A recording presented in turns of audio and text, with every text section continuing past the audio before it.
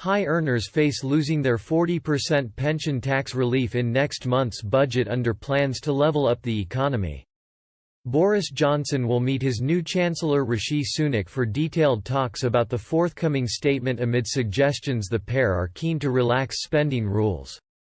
The Treasury is understood to have drawn up plans to slash the rate of relief for higher earners from 40% to 20% in a move that would raise £10 billion a year. Higher earners get 40% tax relief on pension contributions, compared with 20% for lower earners, but the proposed changes would mean everyone would get 20% pension tax. A report in the Financial Times suggested previous Chancellor Sajid Javid was not entirely convinced by the plan, which is likely to spark fierce opposition among the ranks of traditional Tories if introduced in the budget.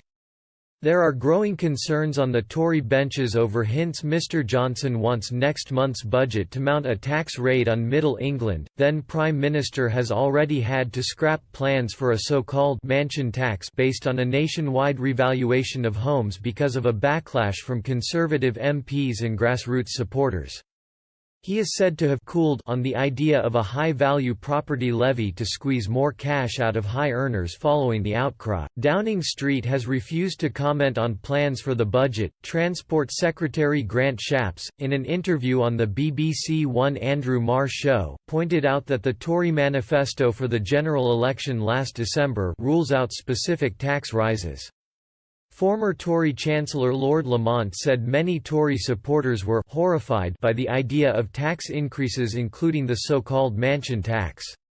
He said, the UK's tax burden is already near a historically high level. He said he hoped Mr Sunak would find ways to make economies, ensure infrastructure projects are properly managed and keep spending under sufficiently tight control so that at least we avoid penal tax. Former Tory Cabinet Minister John Redwood has also warned that a mansion tax could destroy optimism and growth. Mr Redwood said instead of tax rises the government should be drawing up a list of targeted tax cuts, including stamp duty, to stimulate growth. He said, "You cannot tax people into prosperity. You do not make the less well-off rich by taxing entrepreneurs to take fewer risks and run fewer businesses." Mr Sunak, who replaced Mr Javid when he resigned in last Thursday's reshuffle rather than fire his team of aides, is understood to be considering delaying the budget beyond the currently announced date of March 11.